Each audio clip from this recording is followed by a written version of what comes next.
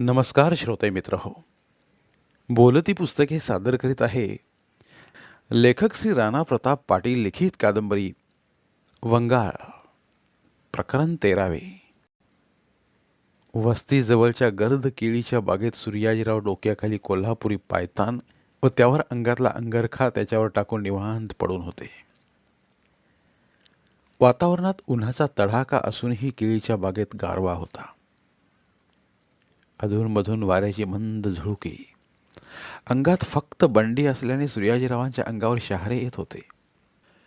एकदा ही तर एकदा ती कुस बदलल्यामुळे काळी माती खांद्यामध्ये रुतत होती. थोरात दादांनी डोक्यात घातलेल्या निवडणुकीच्या विचाराने त्यांना झोप लागत नव्हती. गावच्या राजकारणात आपण भाग घ्यावा का? थोरात दादांनी जो पर्याय सांगितला आहे तो योग्य आहे का? भावकीत अण्णाचा स्वतःचा एक गट आहे. कितीतरी पंचवार्षिक निवडणुका अण्णाने हाताळल्या आहेत. त्याच्यासमोर आपला निभाव लागेल. आपण सुद्धा या दलदलीत उतरणे किती योग्य आहे असे कित्येक प्रश्न त्यांच्या मनात वादळ निर्माण करीत होते. तेवढ्यात रेडकरने त्यांना हाक मारली. मालक, हो मालक, झोप लागली होई. अर्धवट झोपेतून उठून त्यांनी रेडकरकडे पाहिलं. काय झालं रेडकर? का हळ्या मारतोयस?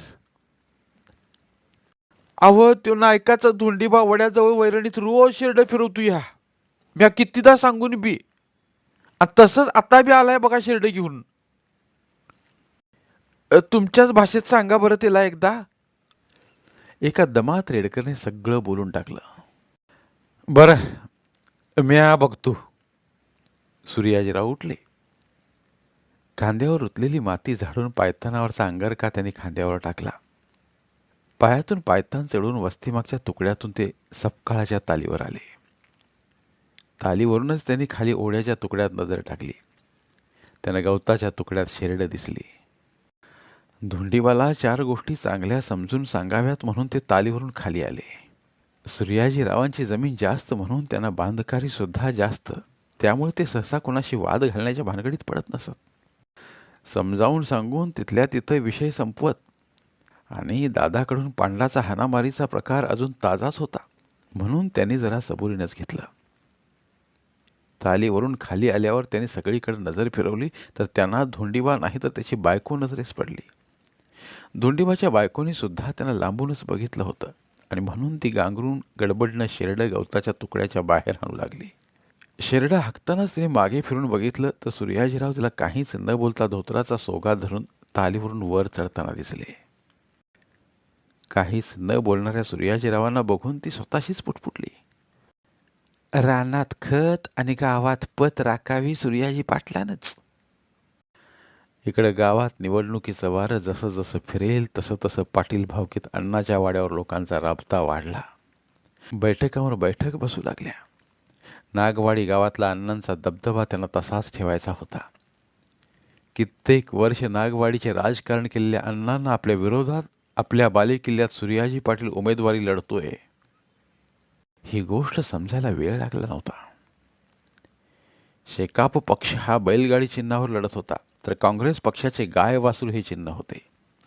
सत्तेत असणाऱ्या पक्षाला हवं ते चिन्ह निवडण्याची मुभा होती.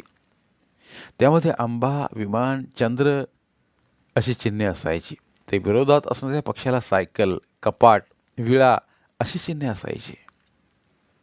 अण्णांनी नेहमीप्रमाणे सायकल हे चिन्ह घ्यायचं ठरवलं. वाड्यात बसल्या बैठकीत सुद्धा हाच विषय जोर धरत होता. बैठकीत सूर्याजीरावांच्या नावाची कुजबूज सुरू होती. तेवढ्यात तिथे अण्णा आले. सगळी बैठक शांत झाली. अण्णाने हातातली काठी खाली ठेवली आणि तक्क्याला खेटून बसले. शिवा पाटलाकडे बघत अण्णा म्हणाले, काय शिवा, काय म्हणतंय गावातलं वातावरण? निवडणुकीची तयारी कुठं वाचू आली या? अण्णा, मागच्या बारीला जरा हुकलं नाहीतर गावावर सत्ता आपलीच असती. हा, पण ह्या बारीला सुधीक मागच्या बारीसारखं व्हायला नको. सत्ता आणि सरपंच आपलाच व्हायला पाहिजे. जरा चिडूनच अण्णा म्हणाले. अण्णा, सूर्याजीराव पाटलासनी उमेदवारी दिल्या थोरात दादांनी असं ऐकायला मिळतंय. पका गुरव म्हणाला. अरे पक्या, आमच्या मोर त्या सूर्याजीची यायची टाप तरी आहे काय? आणि आमच्या मोर उमेदवारी घेतल्या त्यानं. मिश्किलपणे हसत अण्णा पाटील म्हणाले. म्या काय म्हणतो अण्णा, एकदा हिसडा दाखवा की तुम्ही. हौशाच्या प्रकरणात सूर्याजीरावांकडून मार खाल्लेला सूर्याप्पा म्हणाला. बैल मेल्यानंतर सूर्याप्पाला सूर्याजीरावांनी कामावरून हाकलून दिलं होतं. म्हणूनच तो सूर्याजीरावांना विरोध म्हणून अण्णाच्या दावणीला आला होता. अण्णांनी सुद्धा ते हेरलं होतं. म्हणून काय करायचं आणि काय नाही करायचं ते अण्णांना चांगलंच माहीत होतं. ते आता वाट बघत होते निवडणुकीच्या तारखेची. दरम्यान थोरात दादा सुद्धा गावात निवडणुकीचा मोर्चा बांधण्याच्या तयारीत होते. त्यांनी प्रत्येक वार्डात आपला उमेदवार उभा केला होता. गावच्या लोकसंख्येवर वार्ड तयार झाले होते. एकूण 3 वार्डप्रमाणे प्रत्येक 2 वार्डात 4-4 आणि शेवटच्या म्हणजेच पाटील भावकीत 3 उमेदवार जाहीर झाले. सूर्याजीराव चंद्र या चिन्हावर अण्णा पाटलांच्या समोर उभे ठाकले. गावात प्रचार रॅली, कोपरा सभा, रात्रीच्या काळोखात एकमेकांच्या भेटीगाठी सुरू झाल्या. ठिकठिकाणी वस्त्यावर मटणाच्या जुळण्या होऊ लागल्या. दोन्ही गटातून अमाप पैसा वाटायचं काम सुरू झालं.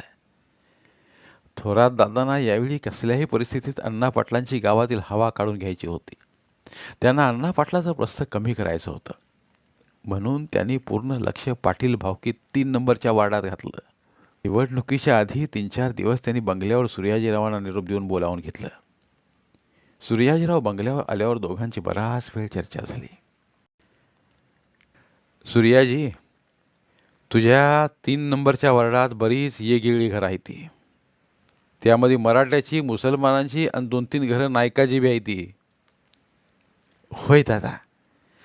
प्रत्येक घर आणि घर पिंजून काढ. अण्णा पाटील सहजासहजी तुला घास घेऊन द्यायचा नाही. त्यासाठी तुला रात्रीचा दिस करायला पाहिजे. म्या कवाच भावकीत फिरायला चालू केलंय दादा. भेटल त्याला सांगतोयच. नुसतं सांगू नका सूर्याजी, त्यासनी पटवून द्यावं लागेल. त्यांच्या मनातलं अन्नाचं भ्या घालवायचं बघ. आणि हे तूच करू शकतोस. थोरात दादांनी सूर्याजीरावांना प्रोत्साहन दिलं. त्यामुळं त्यांच्या अंगावर अजून थोडं मास आलं.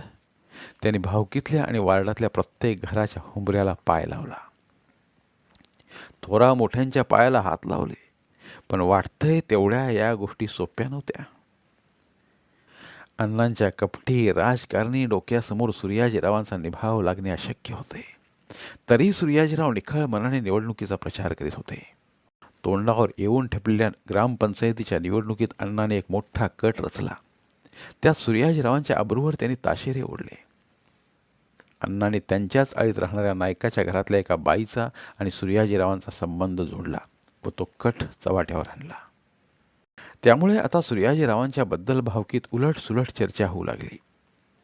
गावात पाराखाली बसणारी लोक चर्चा करू लागले. कोणी तोंडात तंबाखू, कोणी पान, तर कोणी चिलीम ओढत नागवाडीच्या पंचवार्षिक निवडणुकीचा विषय चघळू लागले.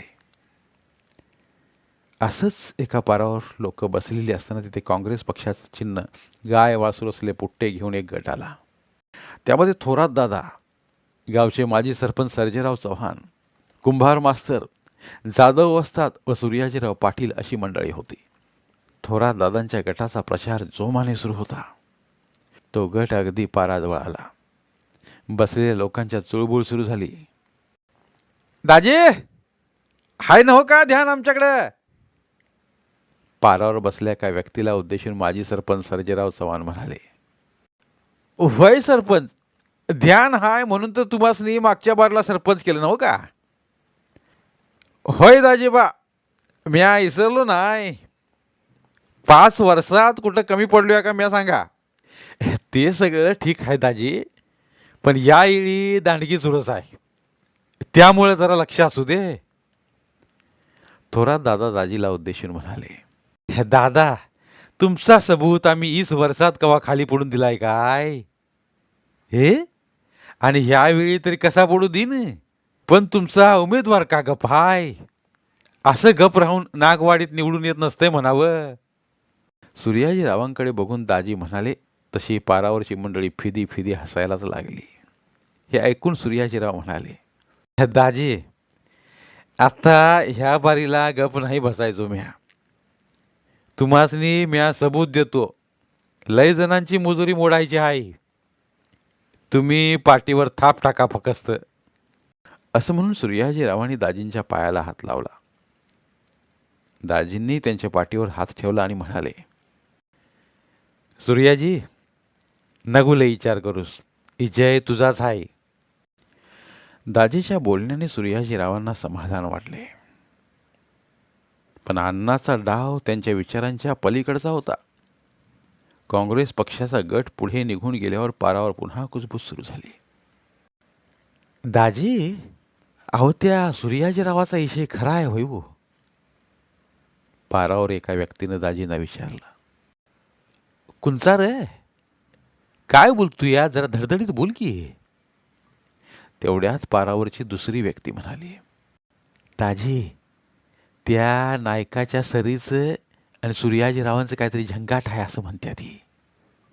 अरे असं म्हणत्या ती नव्हं, हायच, माझ्या बी कानावर आलं या. पुन्हा पहिली व्यक्ती बोलली, ए फुदरीच्यानं, गप राहावा तुम्ही. एखाद्याला ठरवून नका वाद करू. निवडणुकीत असल्या लढतरी बाहेर निघायच्याच. गावाला कळलंच काय खरं आहे आणि काय खोटं आहे ते. एवढं बोलून दाजींनी पारावर चाललेला सूर्याजीरावांचा आणि नायकाच्या सरीचा विषय तिथेच दाबण्याचा प्रयत्न केला. नागवाडी पंचवार्षिक निवडणुकीची बातमी कोल्हापुरात भागातील कुस्ती मैदानी फिरत असल्या दादूला पण समजली व त्याला हेही समजले की आपले आबा अण्णाच्या विरोधात उमेदवार आहेत. जत्रेतला प्रकार दादू विसरला नव्हता. त्यामुळे त्याच्या आबांचा अण्णाच्या विरोधात निवडणुकीला उभं राहण्याचा निर्णय त्याला योग्य वाटला. लहानपणापासून आपल्या आबाला अण्णांकडून होणारा ताप त्याने अनुभवला होता. अण्णांकडून होणाऱ्या तापाला आबांनी कधी प्रत्युत्तर दिलं नाही. ही बाब दादूला नेहमी बोचत असे. अण्णाचा राग त्याला वेळोवेळी येई, पण त्याचा राग आखाड्यात मातीत विरघळून जात असे. त्याला आपल्या आबांची सुद्धा आदरयुक्त भीती होतीच. त्यांच्या पुढे जाण्याचे तो कधीही धाडस करीत नसे. पण यावेळी त्यांच्या निर्णयाचे त्याला समाधान झाले होते. वर्षानुवर्षे गावात अण्णा पाटलाने आपल्या दराऱ्याचा फायदाच घेतला होता. कित्येक पेट्या चुलीत पाणी ओतलं होतं. गावात बाय माणसाला मोकळं फिरायची सोय नव्हती. सूर्याजीरावांच्या सारख्या दांडग्या घराण्याचे बघवत नव्हते. दादू 2 दिवस आधीच गावात दाखल झाला. त्याला गावातल्या वातावरणाची कुणकुण लागली होती. नागवाडीत निवडणूक म्हणजे वादाला कारण असायचं हे त्याला माहीत होतं. रात्रीची वेळ होती. सूर्याजीरावांच्या वाड्यात हिराबाईंनी बटणाला दिलेल्या फोडणीचा वास पसरला होता. म्हातारी एका कोपऱ्यात पाटाला रेटून बसली होती. दादू येतानाच किलोभराचा मटणाचा फराळ घेऊन आला होता. त्याला तालमीत स्वतःचं जेवण बनवायला लागत होतं. 2-3 पैलवान एकत्र राहत असत. प्रत्येक जण आपापले काम वाटून घेई.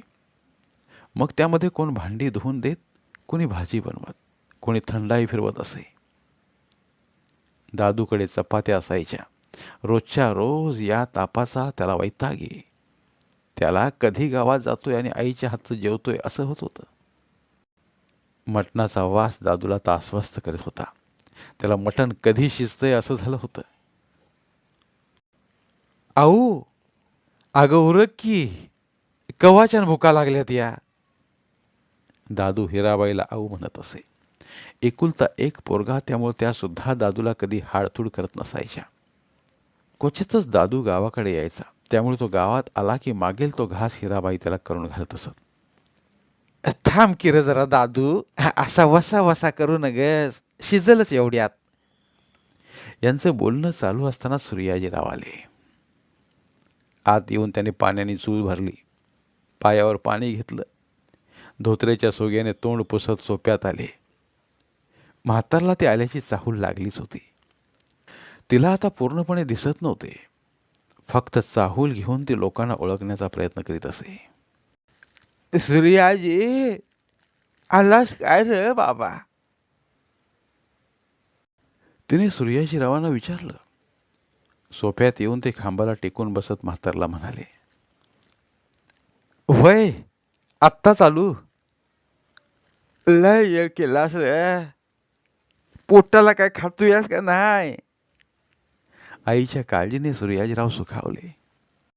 अगं तोंडावर निवडणूक आहे. वारंवार फिरलो तर लोक काहीतरी पदरात टाकतील. काय काळजी करू नकस तू. समद ग्वाड होतय. तेवढ्यात जेवणाच्या खोलीतून दादू बाहेर आला. बसलेल्या सूर्याजीरावांच्या पायाला हात लावला. ते सुद्धा चकित झाले. दादूचं असं गावाकडे येणं त्यांना अपेक्षित नव्हतं, म्हणून त्यांनी दादूला विचारलं, अरे दादू असा आधी न मधी कसा रे? दादूला हा प्रश्न अपेक्षित होताच. मतदानाला आलूया आबा. मतदान झालं की जाणार आहे तालमीत. वय पण असं मधी ना आधी कशा पायी यायचं रे गावात? मेहनत बुडत नाही होई. तिथं तू फित्त याल असं करून पैलवान की होती वय रे. नेहमी सारखा दादू काही न बोलता शांत उभा राहिला. पण जेवणाच्या खोलीत असल्या हिराबाई त्यांचं हे बोलणं ऐकून बाहेर आल्या आणि त्यांना म्हणाल्या, असू दे, कशा पायी त्याला बोल लावताय? महिन्या 2 महिन्याने येतय लेकरू. तुम्ही त्याला उगाच्या उग बडबडू नका बरं. हिराबाईचं बोलणं तसं योग्यच होतं. बरीच वर्षे अगदी कळायला लागल्यापासून दादूला सूर्याजीरावांनी कोल्हापुरात तालमीत ठेवलं होतं. गावच्या राजकारणाला कंटाळून त्यांनी हा निर्णय घेतला होता खरा, पण एका आईपासून तिचं लेकरू तुटलं होतं.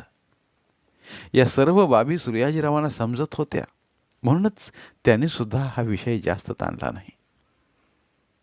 मटण शिजलं होतं. रश्याला उकळी आली होती. आता फक्त पंगत बसायचा अवकाश होता. धन्यवाद. उर्वरित कादंबरी पुढील भागात.